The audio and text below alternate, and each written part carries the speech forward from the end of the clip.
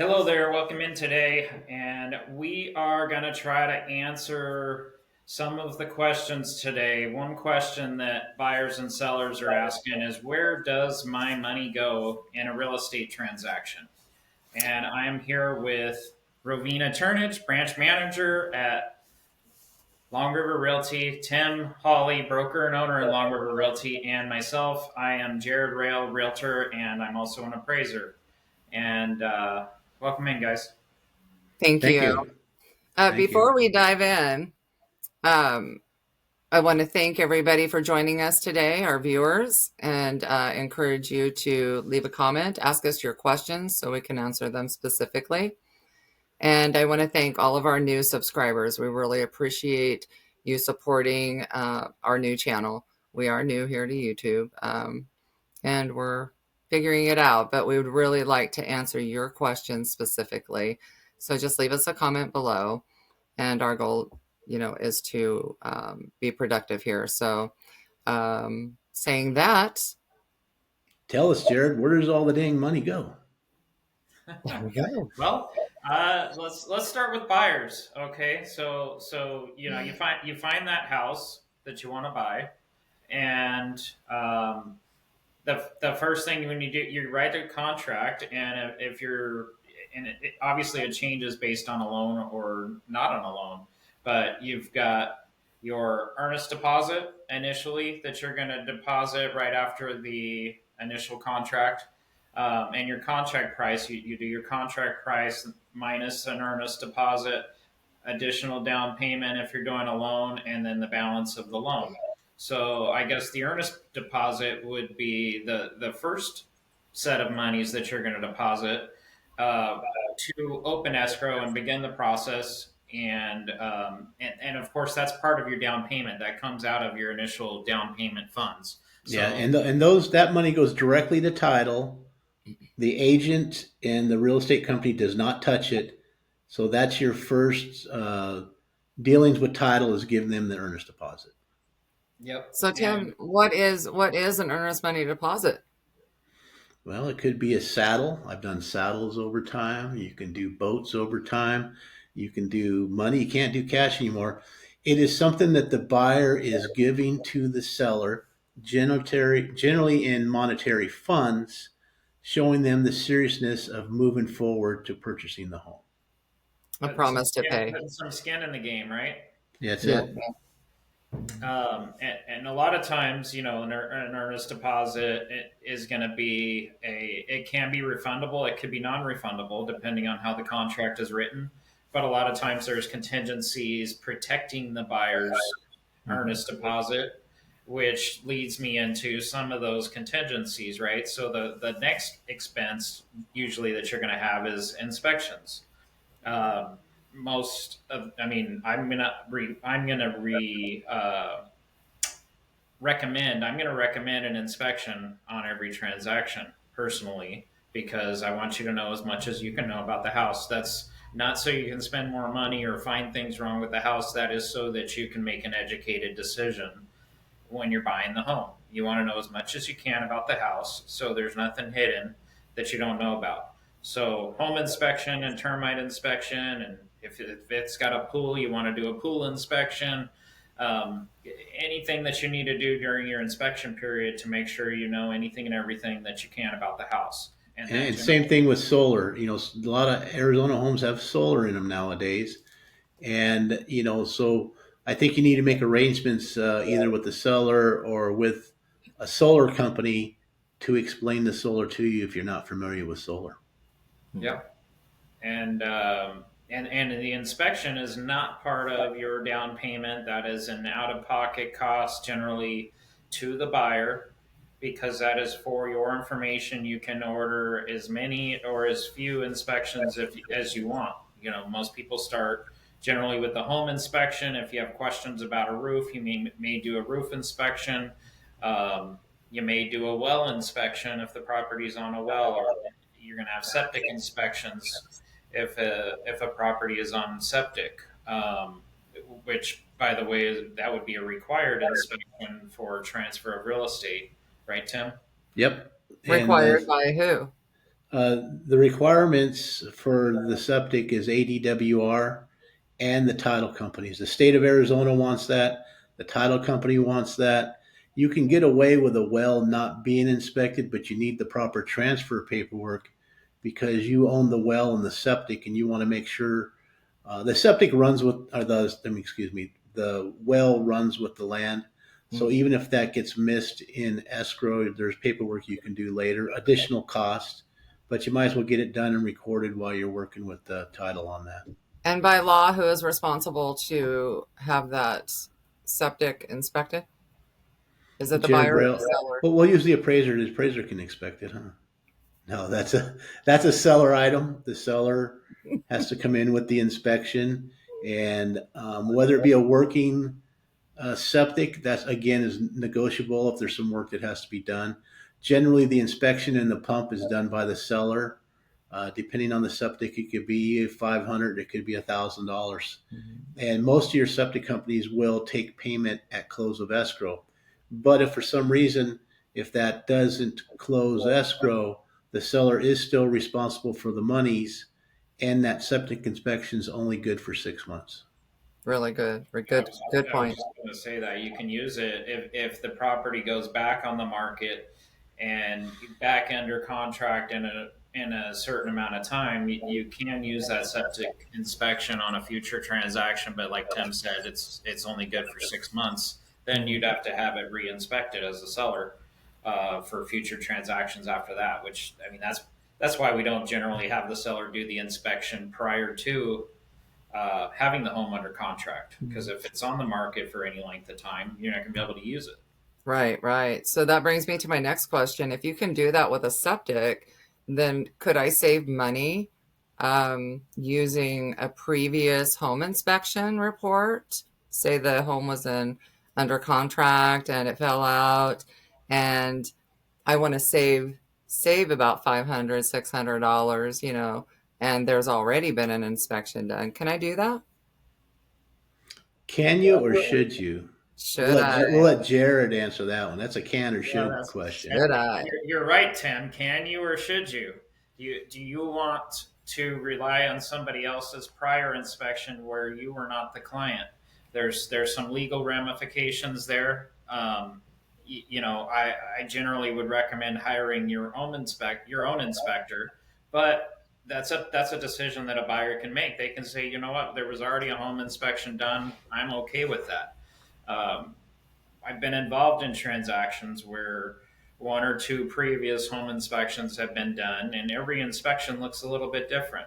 I think that's something when we have Mike on again, our home inspector guest that we've had previously, is the difference. Each home inspector, just like each appraiser in an appraisal, may have differences of opinions or notice different things about a house.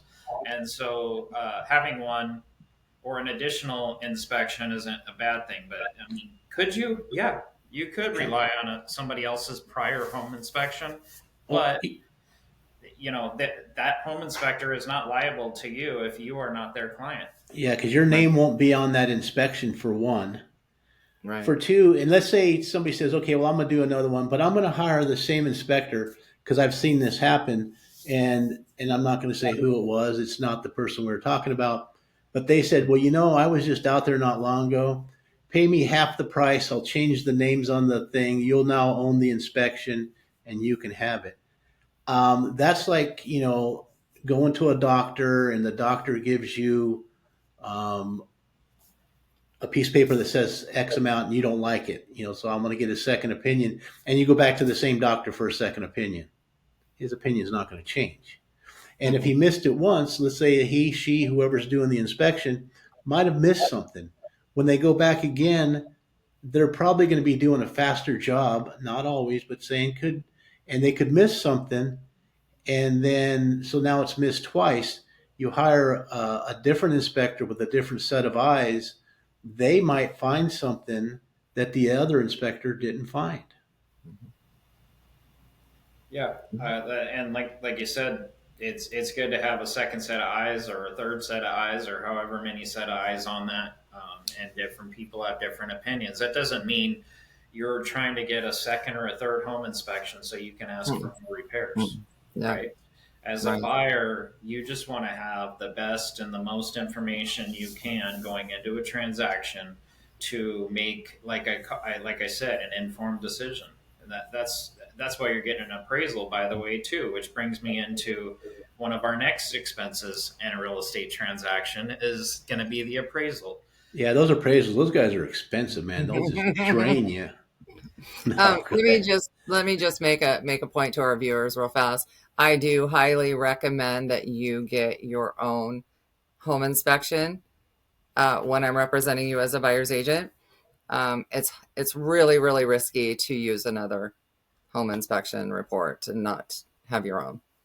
Yeah, and I'm just joking about appraisals. They're not expensive. They earn every penny that they charge for. Absolutely, I second that, Tim. All right. So the appraisal cost generally is another upfront cost, like a home inspection or any other inspections that you do in a transaction. Um, the lender will have that as part of their initial loan disclosures if you're doing a loan. So they'll send you out a loan estimate, which will have the breakdown of all of the fees, including closing fees and everything else. And usually, well, I've never seen one where it wasn't, where the appraisal is disclosed as one of those fees. It's also disclosed as one of the fees that you can't chop because the lender orders the appraisal through whatever process they have in place. It could be an in-house appraisal department, it could be an appraisal management company, but the lender has their process. They need the appraisal in their name, and so they have to initiate that process. It's not something that as a buyer you can say, well, I want to use my buddy Jared to do my appraisal. You can't. You're not allowed to do that. That's not how this works at this point in time. That's not one of the things that you can shop around and try to do differently or do somebody else. But it does come out of the total loan estimate that the lender gives you. Now, if you're paying cash, should you get an appraisal? Yes. I So guess it would depend on, I don't know. I don't know if I see, depending on what you're buying. Maybe if you're buying some dirt and you can see what happens there, what's common in the community. But I don't know, man. I like my cash. And I don't want to give too much cash to somebody that doesn't deserve to have too much cash. yeah, and I asked the question because I'm the appraiser. So I'm not trying to sell my services when I say it is a good idea to get an appraisal. I've had I'll give you an example. Somebody called me, says, I need an appraisal. I'm buying this house. It's cash. I look it up. I give them a quote. In the process of looking it up, I'm checking to make sure that I have adequate sales data to develop a report and things like that. And then I give them a quote for my service. A gentleman calls me back a few hours later in this particular instance, and I've already looked at the comps, and I'm kind of going, man, this looks a little high. This contract looks a little bit high, but I haven't done the appraisal at this point. And he calls me back and says, well, my brother's an attorney in Minnesota, and he says I don't need an appraisal. Wow. Well, I can't then say, well, you should get one because it looks a little high. That's not. I can't go into an assignment with a predetermined result. I can't give that indication that, hey, you're overpaying and you really do want to have this appraisal, because I haven't done the job at that point. I can't make that determination. I have to have a work file to back up what I say in an appraisal. But that's just an example. No, you don't have to have an appraisal for cash, but you might want to protect your money by making sure you're not overpaying. If you're a seasoned buyer, or you're a buyer who's also an agent, and you know how to run your own comps and you think you know everything about the value, that's okay. You can make that decision. But for the average buyer out there, I would say they're not in that position, and it's probably worth the cost of an appraisal to make sure that you're putting your money where you should be. And again, that goes back to what I said earlier, an informed decision. You want to make an informed decision. just You know, like and with something that I inspection. always tell everybody, life happens. You know, you might think, well, I really love this house. I'm going to pay a little bit more, just a smidge more for this house because I really love it and I'll get my use and get my money back that way. And maybe it could take 10, 15 years to get back to where you're going to be, but you think, well, I'm a young, healthy person. I'll be around for that long. I'm going to keep this house for that long. And then life happens. Mhm. And now you sit there and think, you know what? Now I have to sell it and I'm going to take a hit. I'm going to take a loss. Would you have bought that house if the appraisal said it was worth less than 50,000 more than what you're making an offer on? Probably Yeah. not, you know. Or you know, and here's another thing for a buyer, and this is just my personal opinion, but that appraisal is one heck of a negotiating tool. The seller's asking this much money for the house. You say, okay, I want to do an appraisal. The appraisal comes in way lower than what the seller's asking for the house because the seller probably priced the house off of, well, this is what I need so I can buy a new house and retire. But the problem is, it's not your job to give him money to sell the house and retire. It's your job to protect your hard earned money that you worked for and make sure you're not overpaying for that real estate. Mhm. Yeah, and this isn't supposed to be all about appraisal here, right? But the like you said, it comes back to the informed decision. You said, are you going to pay 50 more than what it was appraised for? Well, on $1 million house, 50,000 might not seem, that might be chump change, but on a $300,000 house, you don't want to be spending 50,000 more than a house is worth. And but when you get that appraisal, now you can take that appraisal. If you're paying cash, you take that appraisal, and now you can make an informed decision. You know, if you were paying 10,000 more than what the appraiser says, but you look at the appraisal and you go, well, the comps aren't the greatest. There's not a lot of options for comps. This is a hard one to determine the value on, and I feel like it's worth the extra 10, or I want it enough that I'll pay the extra 10 to make this go through. Or maybe I'll split the difference and I'll pay an extra 5. But it's not a matter of you can or can't pay that price. It is a matter of being able to make an informed decision once you have that information. And that again, that goes back to the home inspection. Same thing. You're not, just because an inspector called out a bunch of stuff doesn't mean you have to ask for all of those things to be repaired. A lot of times, a lot of that stuff is going to be stuff that you're going to see on just about every house of a similar age, right? It's gives you information about what to expect on that kind of house, but it's not necessarily telling you that the house is bad.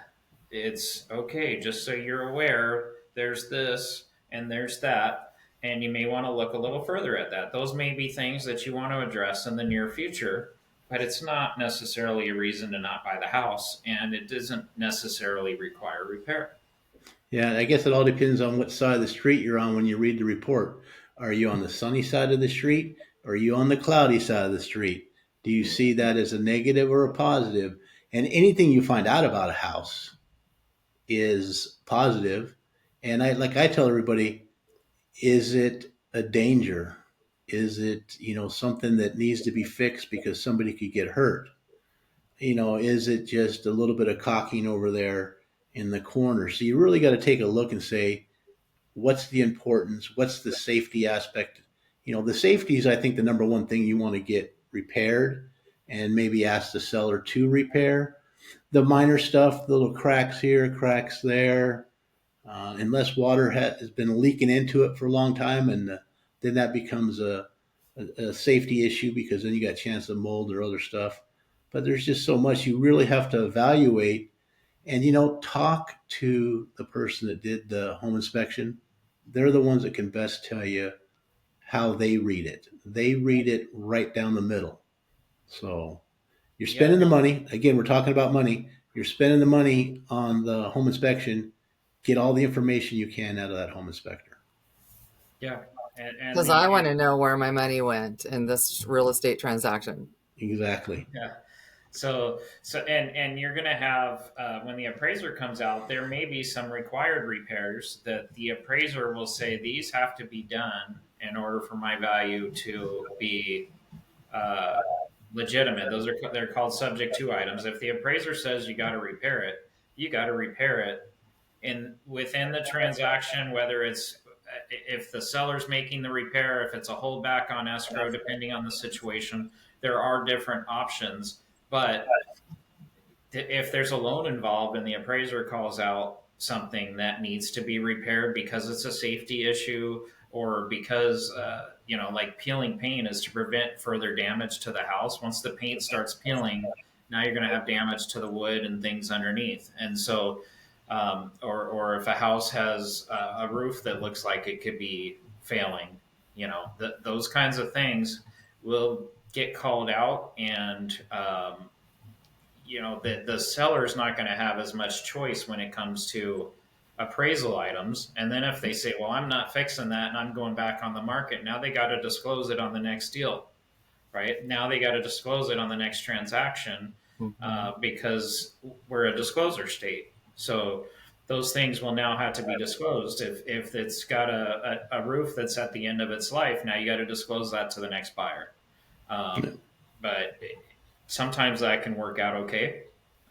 So moving on to the next item, you have loan fees and closing fees. Those fees generally are going to be not out of pocket costs. That will be part of your additional down payment that you are depositing at the end of the escrow. If you're doing a loan, they call it cash to close. If you're a cash buyer, you put your earnest money down and then you put the rest of your money down. And you're depositing that with the title company at the end of the escrow. But that if it's a loan, there's loan fees, the title and escrow fees, the appraisal fee, all of those are all lumped into those fees. Again, those are not the upfront fees. The inspections and the appraisal are the upfront fees. Most of the other fees are coming at the end of the escrow by way of down payment, additional deposit, or coming out of the sales price of the home. But in that statement, both the buyer and the seller need to look at the estimated settlement statement. And that comes out right away. Because I've had it where lenders tell their people, this is our fees for getting you a loan. But the people don't hear that. And all they think they have to come up with is their down payment. They don't understand, well, no, there's lending fees. And then you have the seller that has to realize that there's policies that they have to give to the buyer, and they're going to get charged those policies. Yes, it's not going to come out of pocket right up front, but it is in the settlement statement on what's going to come off of their side of the deal. So sellers and buyers both have additional fees for the cost of selling that home and buying that home that they need to understand prior to going to the closing table. Yeah, so those fees, you've got the initial loan disclosure that's going to have a breakdown of fees, and then you have settlement statements that are going to have the initial fees once escrow is opened. And those are estimates up until the point of closing. The final closing statement is the one that is that final day of closing, but those up until that point, they're estimates. Those can change if you move the transaction forward a day or back a day. That changes the numbers because you have prorations and things like that. We talked about earnest money and who we deposit it with. There are multiple options of how to deposit earnest money and how to deposit funds with the title company or the escrow company. Does one of you want to take that? What are my options to? Yeah, most of your title companies nowadays prefer the wire. They're not going to take cash.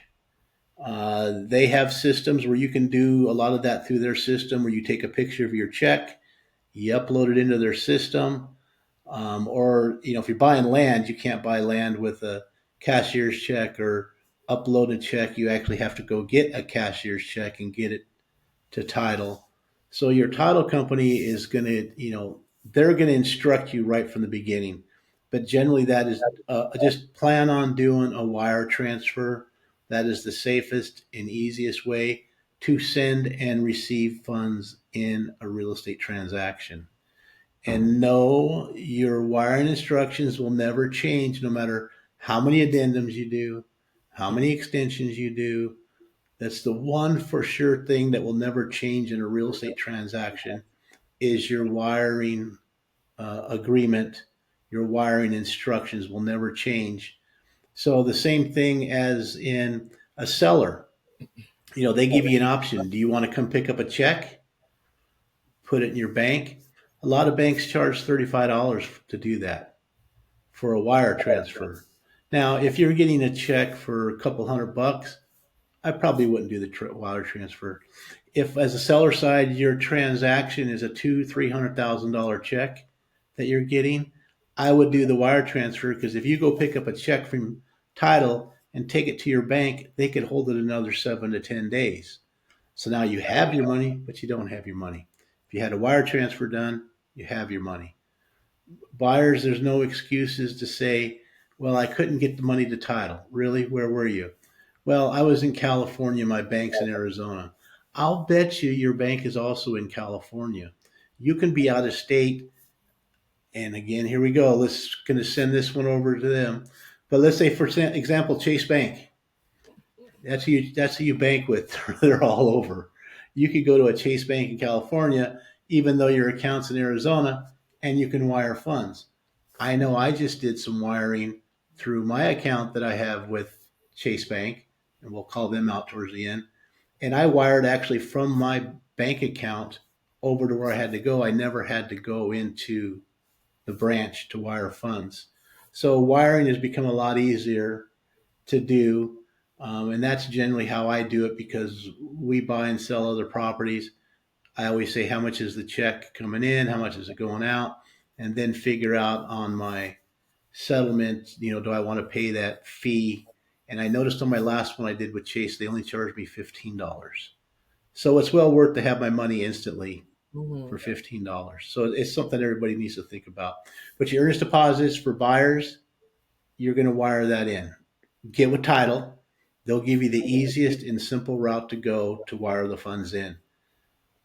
Sellers. I was just going to say was so you got to be careful. You don't want to wire somebody to somebody you don't know, and you just said it. Those instructions will come directly from your title officer, and that's where you got to be really careful. Is make sure these title companies are using secure systems. You're going to get a message as soon as you open transaction. You can pick up the phone and talk to your escrow officer and know that you are getting the correct wire instructions from the correct people, and you're not sending your wire to somebody other than where it's supposed to go. Yeah. And I also encourage my clients, buyers or sellers, that when we start the transaction, if they receive an email, which they will from the title company, and they're not feeling very, they don't know who these people are, right?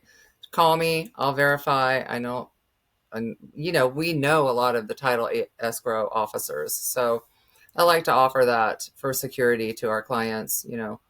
We can verify who is contacting you and whether it's safe or not to send to receive anything from them. And I always tell my clients, if you're really uncomfortable and you want to send out a lot of money, I can give you my personal account. I can't guarantee it'll get the title, but I'll be happy. No, I would not ever do that. That's a joke, people. Just verify with title. They're the keepers of the gate. So This guy's sketchy. Yeah, I'm going to get that one again. Where'd this guy come from? I don't know. I teach classes. I teach all kinds of stuff and doing this, but I'm sketchy. All right. It's good. It's good. Yeah, so that pretty much brings you to the end of the fees. Once you get to the closing fees, that's your final fees on the day of closing or the day before closing. A lot of times you're depositing those final funds. As soon as escrow and the loan team, if you're using a lender, have balanced, then you can have the exact amount that you need to deposit, and that pretty much breaks it down on where all of your money is going when you're buying a house. And the seller just gets to collect the proceeds when they're done, right? Right. and everybody's happy. The buyer moves into their new home. The seller gets their money to go off to their next venture in life, and it's a wonderful, wonderful scenario. Now, something I do want to bring up as in closing before Rovena gives the final closeout. I keep joking around about these sponsors. If you would like to be a sponsor and get your company called out, because right now none of the companies I ever call out are a sponsor. And if you're in a related industry and the three of us are comfortable with the sponsorship and what you want to sponsor, we do have that ability, because even though we're only on, I think, 7, 8, 9, 10 podcasts, we're not going away. And our viewership is growing and growing and growing. And so, you know what? Take advantage of that. Grow with us. Teamwork makes the dream work. Very, very good. And Tim did say related content, but I mean, we do drink coffee. We do go to Home Depot, Right. and not just Home Depot. There are other do-it-yourself stores out there, but yes, and We are yeah, people too, and we go to all those yes, places. exactly. I wear makeup. No, I'm kidding. All right. Well, um, again, we really appreciate you staying with us and subscribing to our channel. Leave a comment, and share with your friends, and join us next week as we bring you more valuable content, real estate content, and yeah, and I think we're good. We'll talk to you soon. Yeah, absolutely. Thank Goodbye, you. everybody. Thank you.